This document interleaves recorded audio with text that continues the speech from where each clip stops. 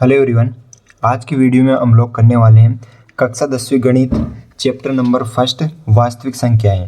तो इससे पहले अपन इसमें जो इस चैप्टर का बेसिक है वो देख लेते हैं, क्या क्या अपन को सवालों में करने में के लिए काम में आएगा। और अपन इस प्रश्नावली को इस प्रकार करेंगे जो कि वर्ष 23-24 के हिसाब से जो बोर्ड ने सिलेबस डिसाइड किया है उसके हिसाब से, क्योंकि पिछले साल से सिलेबस चेंज कर दिया है। पिछले साल वाली बुक से अभी साल यानी कि 30% सिलेबस कम कर दिया है। ठीक है, तो अब हम वही क्वेश्चन करेंगे जो इस साल हमारी बुक में है। ठीक है, जो नई बुक में है। ठीक है, तो इससे पहले इस चैप्टर का अपन बेसिक देख लेते हैं। देखो, वास्तविक संख्या है। अब पहले तो अपन को ये पता रहना चाहिए वास्तविक संख्या किसे कहते हैं। ठीक है, तो वास्तविक संख्या क्या होती है? वह संख्या जिन्हें संख्या रेखा पर व्यक्त किया जा सकता है क्या कहलाती? वास्तविक संख्याएं कहलाती है। यानी कि सीधा सीधा बोलें, यानी कि वह सभी संख्याएं जिन्हें अपन संख्या रेखा पर व्यक्त कर सकते हैं। अब जैसे कि संख्या रेखा पर ये एक संख्या रेखा है। ठीक है, तो इस पर तो अपन यहाँ पे रहता है 0, इधर 1 2 3 और फिर अनंत तक, इधर -1 -2 -3 अनंत तक। और इसमें अंडर रूट वाली भी आ जाती है, 1.2 1.4 1.5 भी आ जाती है। यानी कि वास्तविक संख्याओं में टोटल संख्या आ जाती है जिन्हें अपन संख्या रेखा पर व्यक्त कर सकते हैं। ठीक है, तो ये क्या कहलाती है? वास्तविक संख्याएं। इसके बाद आता है अपने यूक्लिड विभाजन प्रमेय का।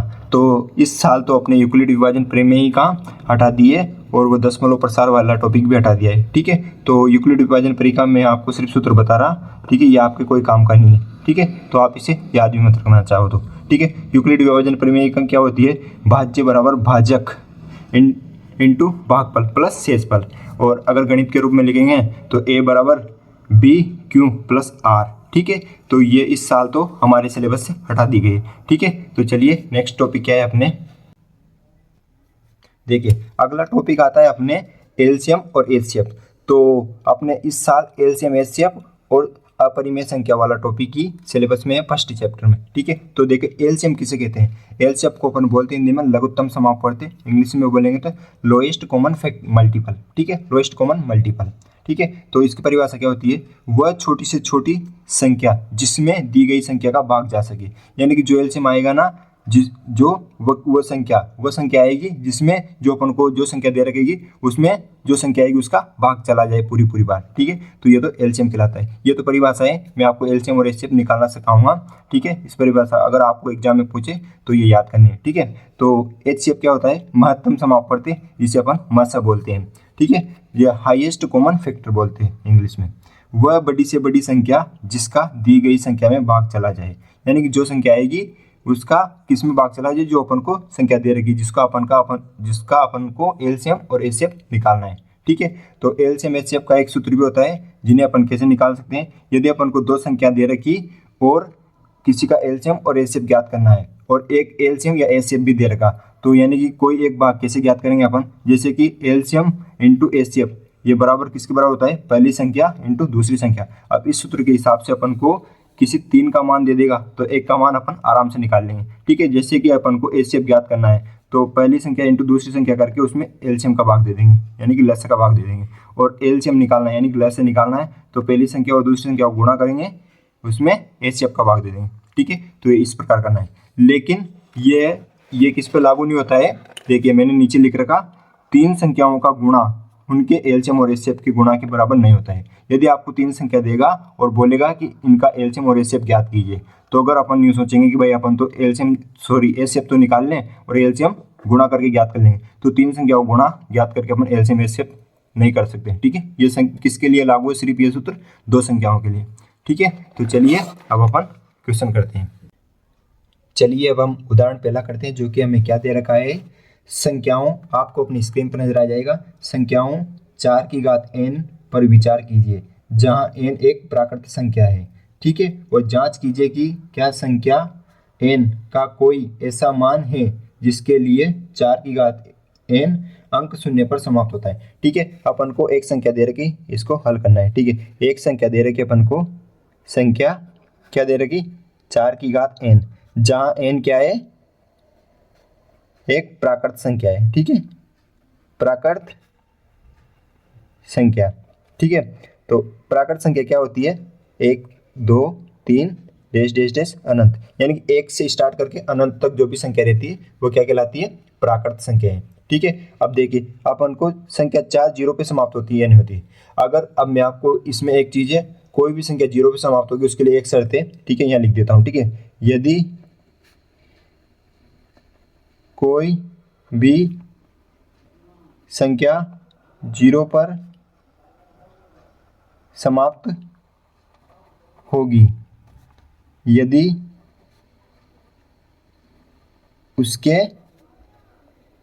अभाज्य गुणनखंड किसके रूप के होना चाहिए, 2 की पावर n इंटू 5 की पावर n के रूप के हो, ठीक है। किसके रूप के होने चाहिए, 2 की पावर n और 5 की इंटू 5 की पावर n, यानी कि उसके अभाज्य गुणनखंड में ओनली क्या आना चाहिए, 2 और 5 ये आना चाहिए। अब 2 और 5 कितनी बार आए ये फिक्स नहीं है, ठीक है। तो देखो अगर n की जगह में n बराबर 1 रखूंगा प्राकृत संख्या, तो यहाँ 4 हो जाएगा, ठीक है। 4 के बाद n, तो यहाँ 4। अब 4 के अभाज्य गुणनखंड करेंगे अपन, ठीक है, तो क्या हो जाएगा, 2 कितनी बार, 2 बार, फिर इसमें 2 का 2 बार, तो 4 को क्या लिख देंगे, 2 इंटू 2, यानी कि 2 की पावर 2 हो गया। अब n बराबर 2 रख के देख लो, देखो इसमें 5 तो गुणा में नहीं आ रहा, तो अभी तो चांस है कि ये संख्या जीरो पर समाप्त नहीं होगी, तो इससे तो ये पता चला। लेकिन एक बार और चेक करो, 2 रख के देख लो, तो 4 की पावर 2 तो कितना हो जाएगा, 16। 4 की पावर 2 का मान 16, तो 16 के अभाज्य गुणनखंड कीजिए आप, कितना, 2 का जा रहा है इसमें 8 बार, फिर 8 में 2 का जा रहा 4 बार, फिर 4 में 2 का जा रहा 2 बार, फिर 2 में 2 का 1 बार। तो देखिए 16 का क्या आया अपने पास, 2 इंटू 2 इंटू 2 इंटू 2, 1 2 3 4 बार, तो 2 की पावर 4। देखो 5 गुणा में नहीं आ रहा, तो इसका मतलब ये संख्या जीरो पे समाप्त नहीं होगी, तो अपन क्या लिख देंगे, इसलिए संख्या 4 की पावर n जीरो पर समाप्त नहीं होती है, ठीक है। तो इस क्वेश्चन का ये आंसर है कि ये संख्या जीरो पर समाप्त नहीं होगी। वही संख्या जीरो पर समाप्त होगी जिसके अभाज्य गुणनखंड में क्या आना चाहिए, 2 की पावर n इंटू 5 की पावर n, ठीक है। तो चलिए हम अगला उदाहरण नंबर 2 करते हैं। चलिए देखिए अब उदाहरण नंबर 2 देखते हैं अपन। देखो उदाहरण नंबर 2 दे रखा अपन को, संख्याओं 6 और 20 के अभाज्य गुणनखंड विधि से HCF और LCM ज्ञात कीजिए। क्या क्या संख्या दे रखी है अपन को इसमें, 6 और 20, इसका अभाज्य गुणनखंड विधि से LCM और HCF ज्ञात करना है। तो पहले इनके अभाज्य गुणनखंड कर लेते हैं, 6 के और 20 के, ठीक है। 6 में अभी किसका भाग जाएगा, आई होप कि आपको अभाज्य गुणनखंड करना आता होगा, ठीक है। तो इसमें 2 का भाग, तो अभाज्य गुणनखंड करने के लिए जो संख्या रहती है उसमें पहले सबसे छोटी संख्या का भाग देते हैं अपन, ठीक है। तो इसमें 6 में किसका भाग जाएगा, सबसे छोटी संख्या 2 से शुरुआत करेंगे, 2 ही है, तो इसमें 2 का भाग जा रहा है, नहीं जा रहा, यानी कि 2 का जा रहा 3 बार, ठीक है। अब 3 में 2 का नहीं जा रहा, तो बड़ी संख्या सोचेंगे इसे, यानी 3 में 3 का जा रहा 1 बार, ठीक है। तो 6 के अभाज्य गुणनखंड क्या आ गया अपने पास, 2 इंटू 3। वैसे 20 सबसे छोटी संख्या क्या है, 2 का देंगे, 2 का नहीं जाएगा तो फिर 3 का देंगे, 4 का देंगे, 5 का देंगे, ऐसे आगे बढ़ते रहेंगे, ठीक है। तो कितनी बार जा रहा, 10 बार, फिर 2 का जा रहा 5 बार। अब 5 में 2 का भी नहीं जा रहा, 3 का भी नहीं जा रहा, 4 का भी नहीं जा रहा, किसका जाएगा, 5 का ही, ठीक है, 1 बार। तो इसके अभाज्य गुणनखंड क्या आ गया 20 के अपने पास, 2 इंटू 2 इंटू 5, तो 2 कितनी बार आ गया, 2 की पावर 2 इंटू 5, ठीक है।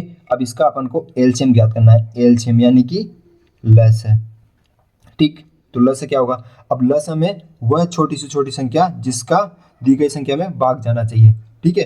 यानी जो संख्या दे रखी, जो अपने एलसीएम आएगा उसमें दोनों संख्या का भाग जाना चाहिए, ठीक है। तो एलसीएम में क्या करते हैं अपन को, जो अभाज्य गुणन करे अपन ने वो सारी संख्या आ जाती है, लेकिन डबल बार नहीं आती। जैसे कि 2 कितनी बार आ रहा, इसमें 1 बार आ रहा, इसमें 2 बार आ रहा, तो 2 को कितनी बार लिख देंगे, 2 बार, ठीक है। वैसे 3 कितनी बार आ रहा, इसमें 1 बार आ रहा, इसमें 1 भी बार नहीं आ रहा, यानी 3 सिर्फ कितनी बार आएगा, 1 बार।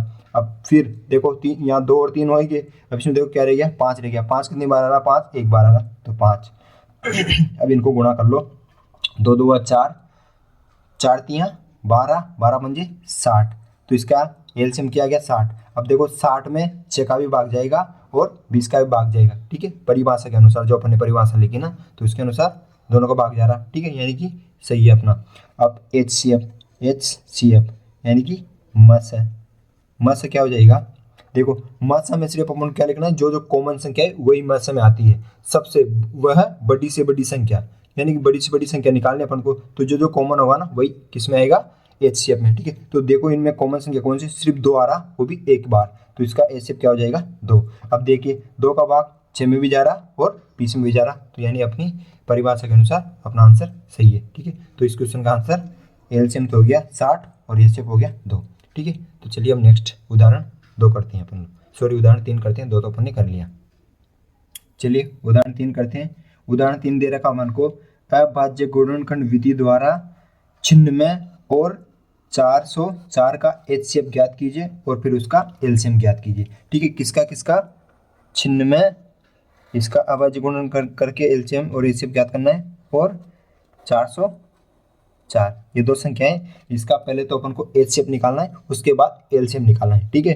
तो चलिए इसको पहले अभाज्य गुणनखंड कर लेते हैं। देखिए छोटी संख्या का भाग देना है 2 का कितनी बार जा रहा है, 9 में 4 बार, 8 1 बच गया 16, तो यहाँ पे 8 बार चल जाएगा, ठीक है, यानी 48 बार चल गया 2 का। फिर 2 का कितनी बार जा रहा, 2 और 4 24 बार। फिर 2 का जा रहा इसमें, 2 का 1 2 12 बार। फिर 2 का जा रहा 6 बार। फिर 2 का जा रहा 3 बार। फिर 3 का जाएगा 1 बार। देखो चिन्ह में के अभाज्य गुणनखंड क्या आ गया अपने पास, 1 2 3 4, 4 बार 2, 1 2 3 4 इंटू 3, तो क्या हो जाएगा 2 की पावर 4 इंटू 3 की पावर 404 का करो। 2 का जा रहा इसमें कितनी बार, 2 0 2, 202 बार। फिर 2 का जा रहा 1 0 1, ठीक है। अब इसमें नहीं जाएगा, ठीक है, तो 101 का जाएगा इसमें 1 बार, ठीक है। तो 104 के अभाज्य गुणनखंड क्या आ गया अपने पास, 2 इंटू 101 सॉरी, तो इसका हो जाएगा 2 की पावर 2 इंटू 101, ठीक। तो अपन को पहले तो HCF निकालना है, यानी कि मस है, ठीक है। उसके बाद LCM निकालना है, ठीक है ना। तो देखो अब HCF अपन क्या करते हैं, सिर्फ कॉमन फैक्टर देखते हैं। देखो इसमें 2 4 बार आ रहा है, इसमें 2 2 बार आ रहा, तो इसका 2 इंटू 2, ठीक है, 2 बार आ गया। 3 आ रहा है क्या, नहीं आ रहा दोनों में। अब इसमें 3 नहीं आ रहा, तो इसमें 101 नहीं आ रहा, ठीक। तो इसका मतलब क्या हो जाएगा, यानी कि HCF क्या हो जाएगा, 2 इंटू 2 4, ठीक है। अब इसके बाद अपन को LCM ज्ञात करना है, LCM यानी कि लस है, ठीक है। तो लस से कैसे ज्ञात करना है, पूरी संख्या आती है ये, तो क्या हो जाएगा 2 की, अब 2 कितनी बार आ रहा है, 4 बार, यानी 2 की पावर 4 इंटू 3 इंटू 101, ठीक है। अब देखो अब इसको गुणा कर लो आप, कितना, 2 की पावर 4 का मान कितना होता है, शायद तक 32 होता है, या तो फिर आप गुणा करके देख लेना, ठीक है। यानी देखो 2 इंटू 2 इंटू 2 इंटू 2, 2 2 4, 4 2 8, 8 2 16, यानी कि 16 होता है, 32 नहीं होता है। तो 16 और इसको इससे गुणा कर लो, कितना हो जाएगा 303। 303 को 16 से गुणा करो, 6 3 12, 1 6 2 12 18 के 8 हासिल 1 1 आ जाएगा, ठीक है। फिर 18 6 3 18 या इंटू 303, यानी कि 8 4 8 4 48 48 48 48, तो इसका ये क्या है, LCM। आप LCM को इस विधि में कैसे ज्ञात कर सकते हो, उस प्रकार भी ज्ञात कर सकते हो, जैसे मैंने लिखाया था ना, LCM इंटू HCF, ठीक है। तो पहली संख्या इंटू दूसरी संख्या, दोनों संख्याओं गुणा करो, और HCF तो अपन ने पहले निकाल लिया, HCF का भाग इसमें दे देना, ठीक है। तो ऐसे भी निकाल सकते हो, या फिर ऐसे निकालो, कैसे निकालो आंसर सेम आएगा, ठीक है। तो चलिए हम नेक्स्ट उदाहरण करते हैं, उदाहरण नंबर 4। देखिए उदाहरण नंबर 4 दे रखा अपन को, संख्याएं 6 72 और 120 का अभाज्य गुणनखंड विधि द्वारा HCF और LCM ज्ञात कीजिए। संख्याएं क्या क्या दे रखे अपन में, इस सवाल में 6 दे रखा और 72 दे रखा, इसके बाद 120 दे रखा, ये 3 संख्या दे रखी। तो पहले इनके अभाज्य गुणनखंड कर लो और फिर इसके LCM HCF ज्ञात कर लेंगे, ठीक है। तो 6 का कितनी बार, 2 का जाएगा 3 बार, 3 का जाएगा 1 बार। 6 का क्या आ गया अपने पास अभाज्य गुणनखंड, 2 इंटू 3। वैसे 72, अब देखो इसमें 2 का जा रहा, कितनी बार जा रहा, यानी कि 3 और 6 36 बार। फिर 2 का जा रहा 18 बार, ठीक है। फिर 2 का जा रहा 9 बार। अब इसमें 2 का नहीं जा रहा, 3 का जाएगा शायद, 3 का जा रहा 3 बार। फिर 3 का 3 में 3 बार, तो ये आगे इसके अभाज्य गुणनखंड लिख दो। 72 के कितने आए, 2 इंटू 2 इंटू 2, ये जितनी बार ये आया 2 और 3 इंटू 3, ठीक है। तो 2 की पावर क्या हो जाएगी, 3 इंटू 3 की पावर 2, ठीक। और 120 के कर लो, 2 का जा रहा है इसमें भाग कितनी बार, 60 बार। फिर 2 का जा रहा 60 में 30 बार। फिर 2 का जा रहा 30, 30 में 15 बार। अब इसमें 3 का जा रहा 5 बार, इसमें 5 का जा रहा 1 बार। ठीक है, तो ये अभाज्य गुणनखंड आपको करना आना चाहिए। ठीक है, तो 120 के क्या आ गया अपने पास अभाज्य गुणनखंड 2 इंटू 2 इंटू 2 इंटू 3 इंटू 5। ठीक है, तो यहाँ पे हो जाएगा 2 की पावर 3 इंटू 3 इंटू 5। ठीक है, तो ये अभाज्य गुणनखंड आ गया। अब इसके बाद अपन को एलसीएम ज्ञात करना है, यानी कि लेस है। ठीक है, तो यहाँ से एलसीएम देखो, एलसीएम में अपन क्या देखते हैं, पूरी संख्या को लिखते हैं जितनी बार आ रही है। देखो दो भी आ रहा, यानी कि 2 ज़्यादातर कितनी बार आ रहा, 3 बार आ रहा, तो 3 बार 2 लिख दिया। ठीक है, उसके बाद इसमें 3 आ रहा, अब 3 अधिकतम कितनी बार आ रहा, 2 बार आ रहा, इसमें भी अधिकतम 2 बार, तो अधिकतम 2 बार 3 लिख दिया। अब इसमें तो पूरी होगी संख्या, इसमें 3 भी हो गई। अब इसमें देखो 5 ले रहा, 5 अधिकतम कितनी बार आ रहा, 1 बार। ठीक है, तो ये इसका एलसीएम आ जाएगी, इसको गुणा करेंगे। 2 दूआ 4, 4 दूआ 8, 8 तियां 32, 32 को 3 से गुणा करेंगे तो, ठीक है, करो 3 से गुणा 32 को, 6 3 तियां 9, 96, 96 को 5 से करेंगे तो 5 छंग 30 के 0 हासिल 3, 9 पंजे 45, 45 और 3 48, 480। तो क्या आ गया इसका 480, तो अपने पास एलसीएम आ गया। ठीक है, अब एचसीएफ क्या हो जाएगा, HCF, यानी कि मस है। ठीक है, अब देखो एचसीएफ में क्या देखते हैं अपन, जो कॉमन फैक्टर है। अब तीनों में क्या क्या कॉमन है, देखो 2, 1 बार ही है इसमें, तो इसमें से भी 1 बार ही आएगा, इसमें से भी 1 बार आएगा, यानी 2 कितनी बार, सिर्फ 1 बार। 3 इसमें 3 है, इसमें 3 है, इसमें भी 3 है, यानी कि 3। अब देखो 5 इसमें है, लेकिन इसमें नहीं है, तो ये इसमें नहीं आएगा, तो इसका एचसीएफ क्या हो जाएगा, 2 इंटू 3 यानी कि 6। तो इसका एलसीएम तो आ गया 480 और एचसीएफ आ गया 6। ठीक है, तो ये उदाहरण होते हैं इसके 4।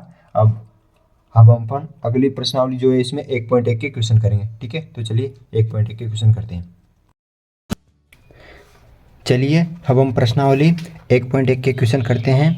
देखो पहला क्वेश्चन हमें क्या दे रखा है, निम्नलिखित संख्याओं को अभाज्य गुणनखंडों के गुणनफल के रूप में व्यक्त कीजिए। यानी कि पहले क्वेश्चन में अपन को 5 क्वेश्चन दे रखे, उन सभी के अभाज्य गुणन करने जो संख्या अपन को दे रखी है। देखो पहली संख्या दे रखी अपन को 140, इसके अभाज्य गुणनखंड करने अपन को। ठीक है, तो इसके अभाज्य गुणनखंड करो। अब देखो पहले सबसे छोटी संख्या का भाग देते हैं अपन, तो सबसे छोटी संख्या क्या है, 2। तो 2 देखो इसमें 2 का भाग जा रहा है या नहीं जा रहा है। देखो 140 में 2 का भाग चला जाएगा कितनी बार, 70 बार। फिर 70 में 2 का भाग चला जाएगा 35 बार। ठीक है, अब 35 में 2 का नहीं जा रहा, 3 का भी नहीं जा रहा, 4 का भी नहीं जा रहा, 5 का जा रहा कितनी बार, 7 पंजे 35। अब 7 में तो 7 का ही जाता है। ठीक है, तो ये तो 140 के अभाज्य गुणनखंड क्या आ गया अपने पास, 2 इंटू 2 इंटू 5 इंटू 7। ठीक है, तो इसे अपन क्या लिख सकते हैं, 2 कितनी बार आ रहा, 2 बार आ रहा, तो 2 की घात 2 इंटू 5 1 बार आ रहा और 7 1 बार आ रहा। तो 140 के अभाज्य गुणनखंड क्या हो गया अपने पास, ये। ठीक है, तो ये इसका आंसर है। दूसरा क्वेश्चन यानी कि दूसरी संख्या क्या दे रही है अपन को, देखो दूसरी संख्या दे रही है 156। ठीक है, इसके अभाज्य गुणनखंड करने हैं अपन को। इसका भी सेम वैसे ही करना है। देखो कितने का भाग जा रहा, सबसे छोटी संख्या 2 का भाग जा रहा, कितनी बार, पहले 15 में दे लो, 7 दुआ 14, फिर 1 बचा 8 दुए 16, 68 बार, 78 बार, सॉरी 78 बार। ठीक है, और इसमें भी 2 का जा रहा, चल जाएगा। ठीक है, 3 और 9 39 बार। ठीक है, अब इसमें 39 में 2 का नहीं जा रहा, फिर 3 का जा रहा, 1 और 3 13 बार, और 13 में तो 13 का ही जाता है 1 बार। ठीक है, तो इसके अभाज्य गुणनखंड क्या हो गया 56 के, 2 इंटू 2 इंटू 3 इंटू 13। तो यह क्या हो जाएगा, 2 को 2 की घात 2 इंटू 3 इंटू 13। ठीक है, 3 की घात 1 13 की घात 1, तो इसके अभाज्य गुणनखंड हो गए। अब तीसरी संख्या अपन को क्या दे रही है, देखो आपको अपनी स्क्रीन पर नजर आ जाएगा क्वेश्चन। वैसे जब भी आप ये क्वेश्चन करो तो अपने पास एक बुक रख के और एक रफ रजिस्टर रख के बैठना और साथ साथ में लिखना और समझना। ठीक है, तो देखो अपन को दे रखे 38 25, ये संख्या दे रखी, इसके अभाज्य गुणनखंड करने हैं। देखो 2 का तो नहीं जाएगा। ठीक है, अब 3 का देखे, देखो 3 का इसमें जा रहा है, इसमें जा रहा है, यहाँ बचेगा 2 22 और 15, यानी 3 का चला जाएगा। ठीक है, तो 1 तियां 3, 8 में देंगे तो 2 तियां 6, 8 में से 2 बच गए 22, 7 तियां 21, 1 बच गया, 5 तियां 15। ठीक है, तो 1275 बार। अब इसमें देखो 3 का जा रहा है क्या, इसमें भी 3 का चला जाएगा, 4 तियाँ 12 और इसमें 2 तियाँ 6, 1 15, 5 तियाँ 15, ठीक, 425 बार। अब इसमें देखो 2 का नहीं जा रहा, 3 का जा रहा है क्या, 1 12 यानी कि 3 का नहीं जा रहा, 4 का तो जाएगा ही नहीं, 5 का चला जाएगा, तो 5 का दे लो। 8 पंजे 40, कितने बचे 2, 5 पंजे 25, 85 बार 5 का चला गया, ठीक है। फिर 5 का चला जाएगा, 1 पंजे 5 बचे 3, 7 पंजे 35, फिर कितने का जाएगा, 17 का ही जाएगा अब तो एक बार, ठीक है। तो 38 25 के अभाज्य गुणनखंड क्या आ गया अपने पास, 3 इंटू 3 इंटू 5, ठीक है, इंटू 5 इंटू 7। तो इसको अपन क्या लिख सकते हैं, 3 की पावर 2 इंटू 5 की पावर 2 इंटू 7 की पावर 1। तो ये इसका आंसर है। अब देखो चौथा क्वेश्चन क्या दे रखा अपन को देखिए, ऊपर कर लेता हूँ इसको। देखो चौथा क्वेश्चन दे रखा अपन को, संख्या इसमें दे रखी 5005, ठीक है। तो इसके अभाज्य गुणन करो। देखो 2 का ही नहीं जाएगा, 3 का दे के देख लो, 3 का जा रहा है क्या, इसमें जाएगा 3 का एक बार, फिर बचेगा अपने पास 30, तो 27, 2 बचेगा, फिर 20, यानी कि 3 का देख के देख लो आप, 3 का भाग जा रहा है या नहीं जा रहा, 5 3 5, तो इसमें 3 का एक बार, यहाँ बच गया 2 20, 6 तियाँ 18 2 20, 6 तियाँ 18 2 25, यानी कि 3 का, इसमें 3 का नहीं जाएगा, ठीक है। तो 4 का भी नहीं जाएगा, 5 का दे लो, 5 का एक बार 0 1 1। अब इसमें देखो 5 का नहीं जाएगा, 6 का नहीं जाएगा और 7 का भी नहीं जा रहा, ठीक है। सॉरी देखो 7 का देखो, देखे 107, 3 बचेगा यहाँ 0, 7 21 8 24 9, 7 का पहाड़ा बोलो, 7 का एक बार चल जाएगा, 3 बचेगा 30 बचेगा, यानी कि यहाँ, ठीक है।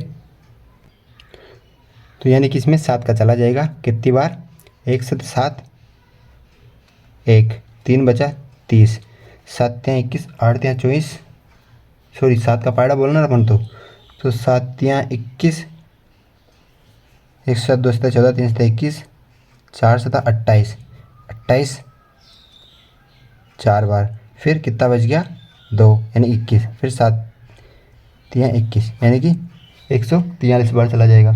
अब 143 में 7 का देखे देखो, 7 14 3 नहीं जा रहा है, यानी कि अब जाएगा 11 का जाएगा, इसमें 11 का चला जाएगा, ठीक है। तो 11 का देखे देख लो कितनी बार चल जाएगा, 13 बार, फिर 13 में तो एक बार। तो इसके अभाज्य गुणनखंड क्या हो गया अपने पास, 5 5 0 0 5, तो 5 इंटू 7 इंटू 11, ठीक है, और इंटू 13, तो इसके अभाज्य गुणनखंड हो गए, ठीक है। तो इसमें अपन को कैलकुलेशन करना है और अपन को ध्यान रखना है कि मतलब किस संख्या का इस संख्या में भाग जा सकता है, ठीक। तो इसका 5वां क्वेश्चन क्या दे रखा अपन को, देखो 5वां दे रखा है अपन को 7429, ठीक है। इसके अभाज्य गुणनखंड करना है। अब देखो इस संख्या में छोटी संख्या का तो भाग जा ही नहीं रहा, इसमें जाएगा पहले तो 17 का जाएगा 443 बार, ठीक है। और फिर देखो 17 का नहीं जा रहा वापस, अब देखो 19 का जा रहा है, इसमें कितनी बार 23 बार, ठीक है। अब 23 में तो 23 का ही जाता है, तो एक बार। तो इसके अभाज्य गुणनखंड क्या हो गए, 17 इंटू 19 इंटू 23, ठीक। तो इस क्वेश्चन का आंसर ये है। तो पहले क्वेश्चन को इस प्रकार करना है अपन लोगों को, ठीक। अब चलते हैं दूसरा क्वेश्चन करते हैं।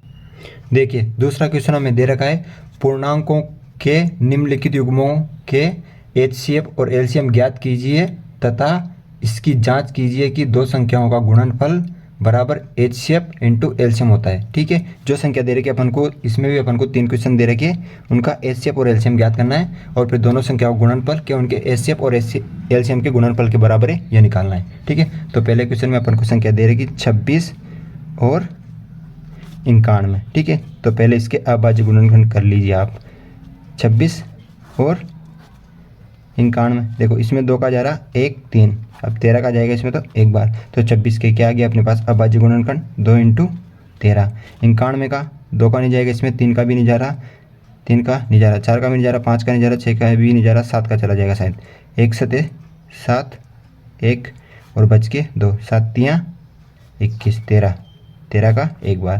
तो 91 का क्या आ गया अभाज्य गुणनखंड 7 इंटू 13, ठीक है। तो इसका एलसीएम एलसीएम बोले तो लस है, ठीक है।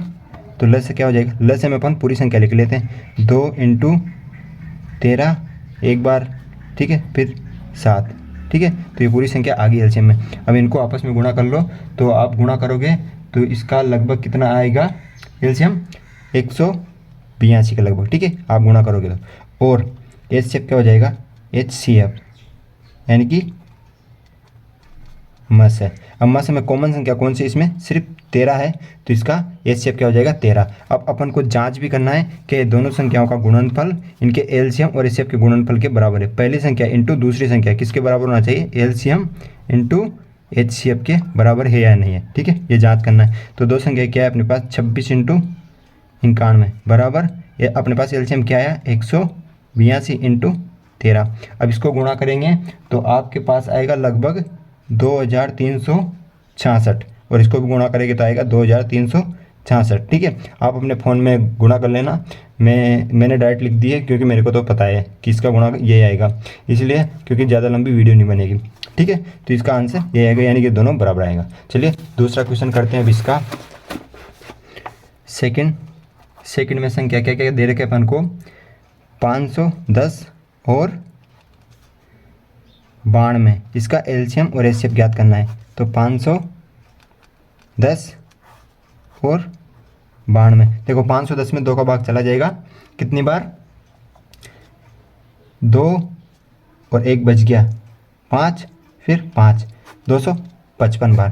फिर इसमें 2 का तो नहीं जा रहा, ठीक है, 2 का तो जाएगा ही नहीं क्योंकि पीछे क्या है 5 है, 5 में 2 का जाता ही नहीं है। तो फिर इसमें 3 का भी नहीं जाएगा, तो फिर 5 का चल जाएगा इसमें कितनी बार, 5 पंजे 25, और सॉरी इसमें 3 का जा रहा शायद, 3 का देखे देखो, 7 1 की 8 24, 1 बच गया 5 या 15, तो इसमें 3 का चल गया। अब इसमें 3 का नहीं जा रहा, 5 का जाएगा कितनी बार, 17 बार। अब 17 में तो 17 का ही जाता है एक बार, ठीक है। तो इसके अभाज्य गुणनखंड क्या आ गया अपने पास, 2 इंटू 3 इंटू 5 इंटू 17, ठीक।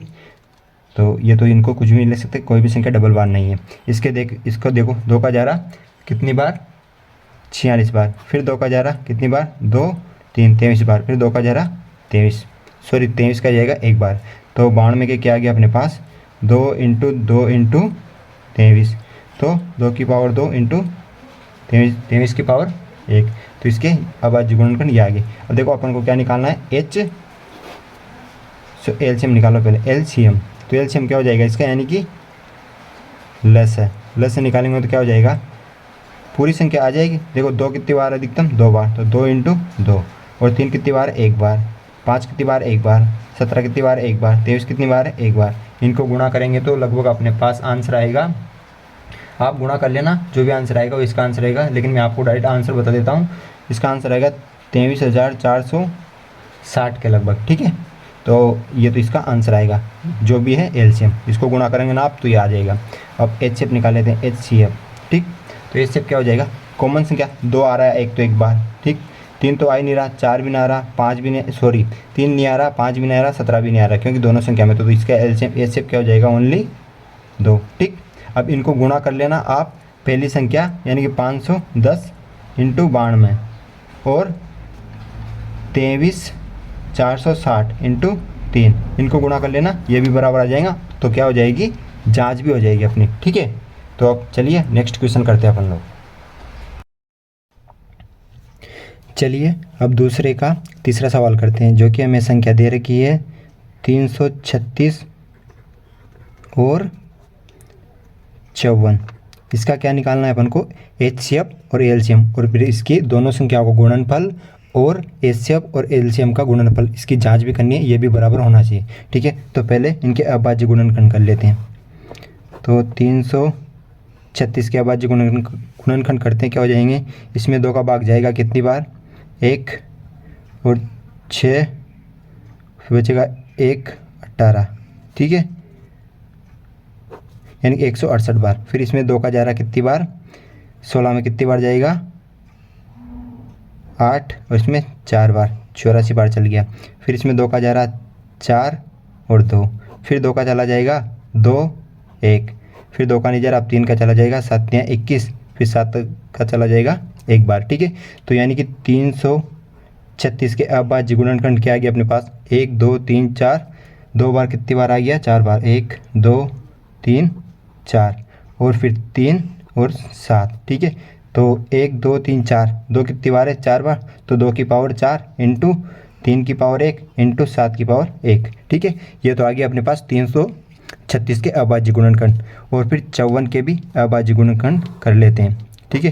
तो इसमें कितने का जाएगा भाग, 2 का, कितनी बार, 2 और 7 27, फिर अब देखो फिर कितनी बार जा रहा, 2 का नहीं जा रहा, 3 का चला जाएगा, 9 3 27, फिर 3 का चला जाएगा 3 बार, फिर 3 का एक बार, ठीक है। तो यानी कि अपने पास 54 के अभाज्य गुणनखंड के आगे 2 इंटू 3 इंटू 3 इंटू 3, तो यानी कि 2 की पावर 1 इंटू 3 की पावर 3, ठीक है। अब इसका एलसीएम और एचसीएफ निकालना है, तो पहले एलसीएम निकाल लीजिए। एलसीएम जिसे अपन क्या बोलते हैं हिंदी में, लसाअ, ठीक है। एग्जाम में आ सकता है कि लसाअ ज्ञात कीजिए या फिर एलसीएम ज्ञात कीजिए, ठीक है। तो एलसीएम क्या हो जाएगा इसका, अब एलसीएम में तो अपन पूरी संख्या लिख लेते हैं। 2 कितनी बार आ रहा, 4 बार, तो 2 की पावर 4 इंटू 3 कितनी बार आ रहा, अधिकतम 3 बार, 3 की पावर 3, और फिर 7 कितनी बार आ रहा, 1 बार, ठीक है। अब देखो एक भी संख्या नहीं छूटी ना, 2 भी आ गया, 3 भी आ गया, 7 भी आ गया, इधर तो 2 और 3 ही है, ठीक है। तो इनको गुणा करेंगे तो अपने पास क्या आ जाएगा लगभग, ठीक है। आप गुणा कर लेना, मैं आपको डायरेक्ट बता देता हूँ, 3024, ठीक है। तो ये कितना आ जाएगा लगभग 3024, ठीक है। तो आप चाहो तो गुणा कर लेना, क्योंकि 2 को कितनी इतनी बार करेंगे जो 16 आ जाएगा, फिर इसको भी इसका वर्ग करेंगे, फिर इसके 7 से गुणा कर लेंगे जो भी संख्या आएगी, ठीक है। तो अब इसका एचसीएफ ज्ञात कर लेते हैं, एचसीएफ यानी कि मस है, ठीक है। तो इसका एलसीएम तो ये आ गया, और एचसीएफ क्या हो जाएगा, अब जो जो कॉमन संख्या वही लिखनी है अपन को। अब देखो 2 कितनी बार आ रहा, इसमें 1 बार आ रहा, तो 1 बार ही लिखना पड़ेगा अपन को, इंटू 3, इसमें 3 बार आ रहा, इसमें 1 बार आ रहा, तो 1 बार ही लिखना पड़ेगा, ठीक है। तो एलसीएम में वही संख्या लिखते, सॉरी एचसीएफ में वही संख्या लिखते हैं जो जो संख्या कॉमन हो, ठीक है। तो ये कितना हो जाएगा, 2 और 3 6, तो इसका एचसीएफ क्या आ गया 6। और अपन को जाँच करनी है पहली संख्या का गुणनफल और दूसरी संख्या गुणनफल किसके बराबर है, एलसीएम इंटू एचसीएफ के, ठीक है। तो पहली संख्या का है अपने पास 336 इंटू 54 बराबर अपने पास एलसीएम क्या आया 3024 और एचसीएफ क्या आया 6। अब इनको गुणा करेंगे अपन तो आंसर लगभग कितना आएगा, मैं आपको डायरेक्ट लिखा देता हूँ, 18,000 आप गुणा कर लेना भाई, 18,144, इसको भी गुणा करेंगे तो अपने पास आएगा 18,144, ठीक है। तो ये इसका आंसर है। अपन को एलसीएम और एचसीएफ निकाल के ये जांच करनी है, तभी आपको एग्जाम में पूरे नंबर देगा, क्योंकि क्वेश्चन में बोला है अपन को कि एलसीएम एचसीएफ निकाल लिए और फिर इनके दोनों संख्याओं गुणनफल और एलसीएम गुणा एचसीएफ की जांच कीजिए, ठीक है। तो चलिए अब अगला क्वेश्चन, तीसरा क्वेश्चन करते हैं अपन। देखिए तीसरा क्वेश्चन हमें दे रखा है कि अभाज्य गुणनखंड विधि द्वारा निम्नलिखित पूर्णांकों के एचसीएफ और एलसीएम ज्ञात कीजिए, ठीक है। यानी कि इसमें पहला सवाल दे रखा अपन को, देखिए 12, 15 और 21 तीन संख्या दे रखी, इन तीनों संख्याओं को अपन को एलसीएम और एचसीएफ निकालना है, ठीक है। तो पहले 12 का अभाज्य गुणनखंड कर लीजिए, ठीक है, 12 का, और फिर करना है 15 और फिर 21, ठीक है। अपन को तीन संख्या दे रखी, इसका अपन को एलसीएम और एचसीएफ निकालना है, ठीक है। 12 के अभाज्य गुणनखंड करेंगे तो क्या आ जाएंगे अपने पास, इसमें 2 का भाग जाएगा 6 बार, 6 में 2 का जाएगा 3 बार, 3 में 3 का जाएगा 1 बार, तो 12 के आगे अपने पास 2 इंटू 2 इंटू 3, यानी कि इसको क्या लिख देंगे 2 की पावर 2 इंटू 3 की पावर 1, ठीक है। 15 के करेंगे तो 2 का नहीं जाएगा, 3 का चल जाएगा 5 बार और 5 का चल जाएगा 1 बार, तो यानी 15 के अभाज्य गुणनखंड आगे अपने पास 3 इंटू 5, ठीक है। और 21 में 2 का नहीं जाएगा, 3 का चल जाएगा 7 बार और फिर 7 का चल जाएगा 1 बार, तो 21 के अभाज्य गुणनखंड आगे अपने पास 3 इंटू 7, ठीक है। तो अब इसका पहले एलसीएम निकालते हैं, एलसीएम यानी कि अपन क्या बोलते हैं जिसे हिंदी में लसाअ, ठीक है। तो एलसीएम क्या हो जाएगा, एलसीएम में अपने पास पूरी संख्या जाए, देखो 2 अधिकतम कितनी बार आ रहा, 2 बार, 2 इंटू 2, 3 कितनी बार आ रहा अधिकतम 1 बार, 5 कितनी बार 1 बार, और 7 कितनी बार 1 बार, ठीक है। तो इन सबको गुणा कर लीजिए, 2 2 4, 4 3 12, 12 5 60, 60 को 7 से गुणा करेंगे तो क्या हो जाएंगे 420, ठीक है। तो एलसीएम अपने पास क्या आ गया 420, और एचसीएफ क्या आ जाएगा, एचसीएफ जिसे अपन बोलते हैं मस है, ठीक है। तो यहाँ से एचसीएफ क्या हो जाएगा अपने पास, निकालो। अब एचसीएफ में जो वही संख्या लिख ली जो कॉमन है, 2 है क्या तीनों में, नहीं है, 3 है, 3 तो है एक बार, अब देखो 5 भी नहीं है, 7 भी नहीं, तो इसमें नहीं निकालेगी, ठीक है। तो एलसीएम तो आ गया अपने पास 420 और एचसीएफ आ गया अपने पास 3, ठीक है। तो इस क्वेश्चन का ये आंसर है। चलिए अब तीसरे का दूसरा करते हैं। देखिए तीसरे का दूसरा अपन यहाँ कर लेते हैं, साइड में अपने पास स्थान है अभी। तो अपन को इसमें संख्या दे रही कि 17, 23 और 29 का एचसीएफ और एलसीएम ज्ञात कीजिए, ठीक है। तो इनके अभाज्य गुणनखंड कर लीजिए पहले, 17, 23 और 29। 17 में एक बार पार्ट आ जाता है 1 का, ठीक है, एक बार जाता है ओनली 17, और इसमें भी 23 का एक बार और 29 का एक बार, ठीक है, क्योंकि ये अभाज्य संख्या है जिसमें किसी का भाग नहीं जाता है, स्वयं का ही भाग जाता है, ठीक है। तो 17 के आ गया अपने पास 17 और 23 का आ गया अपने पास 23 और 29 का आ गया अपने पास 29, अभाज्य गुणनखंड। तो इसका एलसीएम क्या हो जाएगा, एलसीएम तीनों संख्याओं को गुणा कर लो, 17 इंटू 23 इंटू 29, ठीक है। तो इनके गुणा क्या क्या आएगा, गुणा कीजिए आप भी, ठीक है। तो इनको गुणा करना है तीनों संख्याओं को अपन को, तो तीनों संख्याओं को गुणा क्या आ जाएगा, लगभग 11,339, ठीक है। 17, 23 और 29 का गुणा आप अपने फ़ोन में कैलकुलेटर से या फिर अपने मन से कर सकते हो तीनों संख्याओं को, ठीक है। मैंने डायरेक्ट याद रख रहा है इसलिए ये लिख दिया।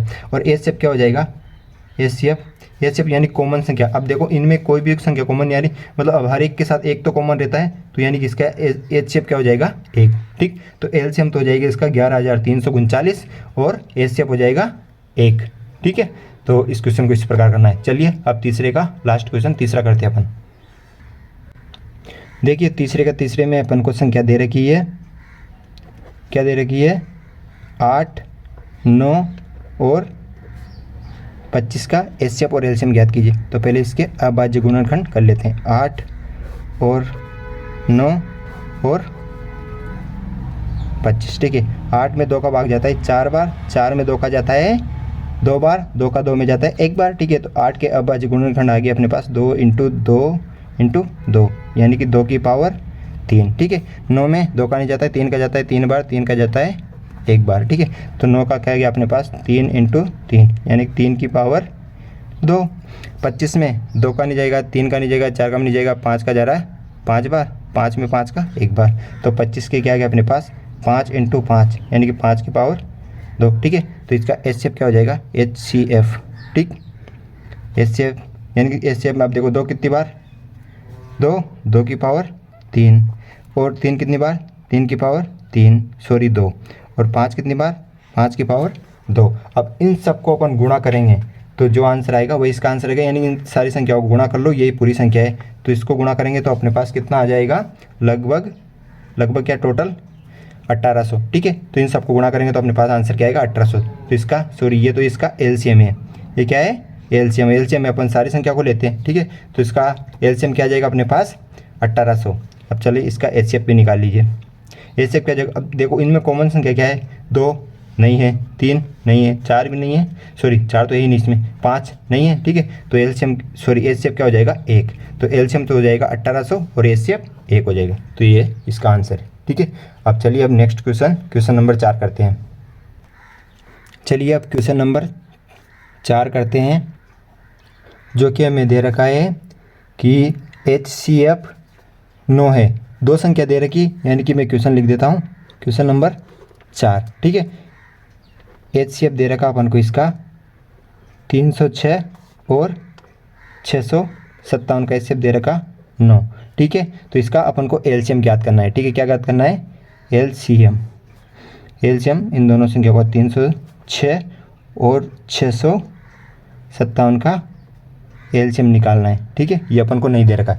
अब देखो अपन ने स्टार्टिंग में ही एक सूत्र पढ़ा था कि यदि अपन को पहली संख्या इंटू दूसरी संख्या, ठीक है, तो किसके बराबर होती है, एलसीएम इंटू एचसीएफ के बराबर होती है। तो ठीक है, तो मैंने बोला था आपसे अगर दो संख्या दे और अपन को एलसीएम या फिर एचसीएफ दोनों में से एक दे और दोनों में से एक ज्ञात करवाए तो अपन आराम से ज्ञात कर सकते हैं इस सूत्र के द्वारा। तो अपन को यहाँ एचसीएफ दे रखा और एलसीएम पूछा है, तो यहाँ से एलसीएम निकाल लो। एलसीएम बराबर क्या हो जाएगा, पहली संख्या इंटू दूसरी संख्या, ठीक है, बटे ये कहाँ चला जाएगा एचसीएफ, बटे में एचसीएफ, ठीक है। तो यहाँ से निकाल लो, पहली संख्या क्या है अपने पास 306 इंटू और 657 बटे, अब एचसीएफ क्या दे रखा अपन को 9। अब देखो कौन सी 9 से ये कट रहा, क्या 9 तियाँ 27 बचे 3 और 4 नाम 36, यानी ये कट रहा 3 और 6, 9 तियाँ 27 4, 34 बार कट रहा है, ठीक है। ये कितनी बार कट रहा है, 9 से 34 बार, ठीक है। तो 34 को अब इनसे गुणा कर लीजिए आप, कितना बता 34 इंटू 657, ठीक है। तो इसको गुणा करेंगे तो अपने पास आएगा 22,338, ठीक है। तो इसका एलसीएम क्या, हाँ एलसीएम निकाला ना अपन ने, तो एलसीएम क्या आ गया अपने पास 22,338, ठीक है, 22,338। तो ये इसका आंसर है, ठीक है। तो इस क्वेश्चन को इस प्रकार करना है अपन को, ये सूत्र काम आएगा अपने पहली संख्या इंटू दूसरी संख्या किसके बराबर होती है, एलसीएम इंटू एचसीएफ के बराबर, ठीक। तो चलिए अब नेक्स्ट क्वेश्चन नंबर 5 करते हैं। देखिए क्वेश्चन नंबर 5 दे रखा अपन को कि जांच कीजिए कि क्या किसी प्राकृत संख्या n के लिए संख्या 6 की पावर n, संख्या क्या दे रखी अपन को 5 में संख्या 6 की पावर n अंक 0 पर समाप्त हो सकती है। यानी कि जो अपन को संख्या 6 दे रखी और n क्या दे रखा, n क्या है, प्राकृत संख्या। अब मैंने आपको एक उदाहरण पहला ही बताया था, उसमें ही सेम टू सेम क्वेश्चन है, उसमें अपन को क्या दे रखा था, 4 की पावर n दे रखा था। वैसे ही इसकी जांच करनी है। n क्या होता है, 1 से लगाकर अनंत तक, ठीक है, 1 से लगाकर जो संख्या रहती है प्राकृत संख्या कहलाती है अनंत तक, ठीक है। तो अब इसकी जांच करनी है। अगर ये 6 के गुणनखंड अभाज्य गुणनखंड 2 की पावर n इंटू 5 की पावर n के रूप के प्राप्त होंगे तो ये संख्या 0 पर समाप्त होगी, वरना 0 पर समाप्त नहीं होगी, ठीक है। तो इसकी जांच कर लीजिए। देखिए n बराबर 1 रख लीजिए, n बराबर 1 रखेंगे तो यहाँ क्या हो जाएगा 6 की पावर 1, तो यह 6। अब 6 के अभाज्य गुणनखंड करेंगे तो क्या हो जाएंगे 6, 2 का जाएगा 3 बार, 3 का जाएगा 1 बार। अब देखिए 6 के अभाज्य गुणनखंड क्या है अपने पास, 2 इंटू 3, देखिए 2 तो आ रहा लेकिन इसके अलावा 3 भी आ रहा, यानी 2 और 5 के अलावा कुछ भी नहीं आना चाहिए, यानी ये तो इसके हिसाब से तो नहीं होगी समाप्त। चलो 1 रख के और देख लेते हैं, यहाँ पे 2 रख लो तो 6 की पावर 2, 6 का स्क्वायर क्या होता है 36, 36 के अभाज्य गुणनखंड कर लीजिए, क्या हो जाएंगे 2 कितनी बार 18, 2 9, 9 में 3 का 3 बार, 3 में 3 का 1 बार, तो यानी 36 के अभाज्य गुणनखंड क्या आ गया अपने पास 2 इंटू 2 इंटू 3 इंटू 3, ठीक। तो यहाँ से 2 की पावर 2 इंटू 3 की पावर 2। अब देखिए इसमें भी गुणा में 5 नहीं आ रहा, अगर 5 भी आ जाता लेकिन ये 3 नहीं आता तब जाकर ये समाप्त होती 0 पे। तो इसका मतलब अपन इसको आंसर क्या लिख देंगे, संख्या 6 की पावर n के अभाज्य गुणनखंड 2 की पावर n इंटू 5 की पावर n के रूप के प्राप्त नहीं होते हैं, इसीलिए यह संख्या 0 पर समाप्त नहीं होती है। तो क्या नहीं होगी, नहीं होगी, ठीक है। तो ये लिख देंगे, एक लाइन लिख देना आप, चूंकि या फिर यदि संख्या 6 की पावर n के अभाज्य गुणनखंड 2 की पावर n इंटू 5 की पावर n के रूप के प्राप्त नहीं हुए, इस कारण ये संख्या 0 पर समाप्त नहीं होगी। तो ये इस क्वेश्चन का आंसर रहेगा, ठीक है। चलिए नेक्स्ट क्वेश्चन नंबर 6 करते हैं अपन। देखिए क्वेश्चन नंबर 6 दे रखा अपन को, आपकी स्क्रीन पर नजर आ जाएगा, मैं स्क्रीनशॉट लगा दूंगा उसका, ठीक है। व्याख्या कीजिए कि संख्या दे रखी अपन को 7 इंटू 11 इंटू 13 प्लस 13 और 7 into 6 into 5 into 4 into 3 into 2 into 1 plus 5, ये संख्या क्या है, भाज्य संख्या है। यानी कि पहली संख्या दे रखी अपन को, पहली संख्या है, संख्या क्या दे रखी 7 इंटू 11 इंटू 13 प्लस 13, और एक और संख्या दे रखी अपन को दूसरी संख्या क्या दे रखी, आपको समझ में आ रहा होगा, आई होप कि मेरा लेख, ठीक है। तो यहाँ पे 7 इंटू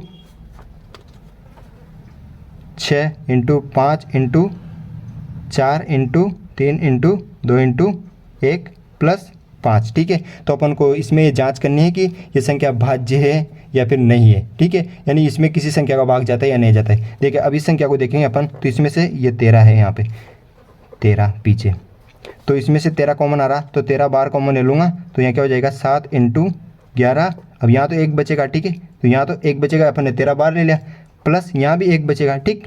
और इसमें दूसरी संख्या में भी कॉमन लूँगा, तो यहाँ से क्या कॉमन आ रहा, 5 कॉमन आ रहा, ठीक है। तो यहाँ बचेगा 7 × 6 × अब 5 तो बार कॉमन ले लिया, तो एक लिखने की जरूरत नहीं, क्योंकि एक को किसी संख्या से गुणा करते हैं तो उस संख्या में कोई परिवर्तन नहीं होता है। तो यहाँ 6, फिर 4 और 3 और 2 और 1, प्लस यहाँ भी क्या बचेगा 1, ठीक है। अब देखो इस संख्या में 13 का भाग आराम से चला जाएगा पूरी बार, और इस संख्या में 5 का भाग आराम से चला जाएगा पूरी बार, यानी कि दोनों संख्या किन किन से भाज्य है, ये पहली तो 13 से भाज्य है और दूसरी 5 से भाज्य है। तो क्या लिख देंगे, यहाँ दोनों संख्याएं 13 और 5 से भाज्य हैं, ठीक है।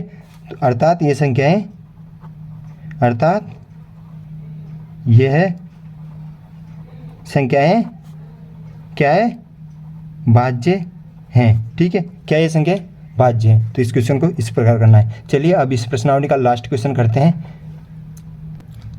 ठीक है। चलिए तो इस प्रश्नावली का लास्ट क्वेश्चन नंबर 7 करते हैं। देखिए, किसी खेल के मैदान के चारों ओर एक वृत्ताकार पथ है। इस मैदान का एक चक्कर लगाने में सोनिया को 18 मिनट लगते हैं, जबकि इसी मैदान का एक चक्कर लगाने में रवि को 12 मिनट लगते हैं। मान लीजिए कि वे दोनों एक ही स्थान और एक ही समय पर चलना प्रारंभ करके एक ही दिशा में चलते हैं कितने समय बाद वे पुनः प्रारंभिक स्थान पर आ जाएंगे, ठीक है। तो अपन को इसमें समय दे रखा है, तो इसका अपन क्या करेंगे, एलसीएम निकाल लेंगे।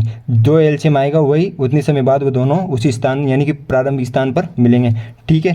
तो सोनिया का समय क्या दे रखा अपन को, देखिए सोनिया को इस मैदान, देखो सोनिया को मैदान का चक्कर लगाने में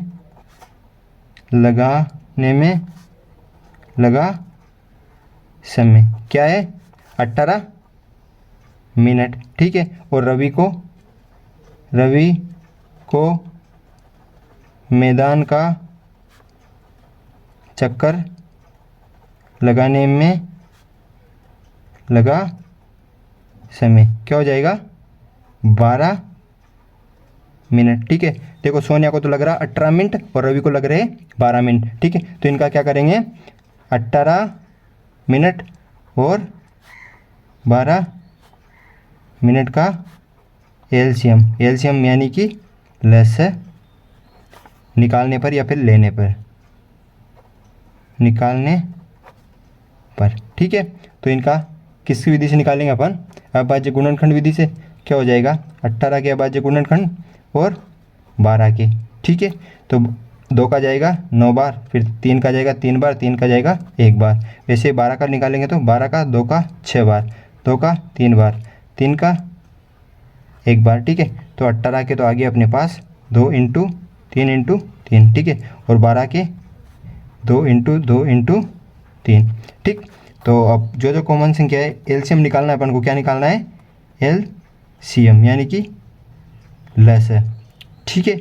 तो देखो 2 कितनी बार आ रहा, 2 बार आ रहा, तो 2 × 2, 3 कितनी बार आ रहा, 3 भी 2 बार आ रहा, तो 3 × 3। तो देखिए क्या हो जाएगा, 2 2 4, ठीक है, 4 3 12, 12 3 36 मिनट, यानी कितना समय लगेगा उनको पुनः प्रारंभिक स्थान पर आने पे, 36 मिनट, ठीक है। तो ये इस क्वेश्चन का आंसर है, ठीक है। तो चलिए, तो इस वीडियो में अपन इस प्रश्नावली 1.1 के क्वेश्चन कर लिए। अब आने वाली वीडियो में, अगली वीडियो में अपन प्रश्नावली 1.2 के क्वेश्चन और उससे पहले के उदाहरण कर लेंगे, ठीक है। आई होप आपको ये प्रश्नावली यानी कि 1.1 समझ में आई होगी। समझ में आई तो वीडियो को लाइक करना, चैनल पर नए हो तो सब्सक्राइब करना और अपने क्लासमेट या दूसरे स्कूल के दोस्तों को जरूर शेयर करना। Thanks for watching.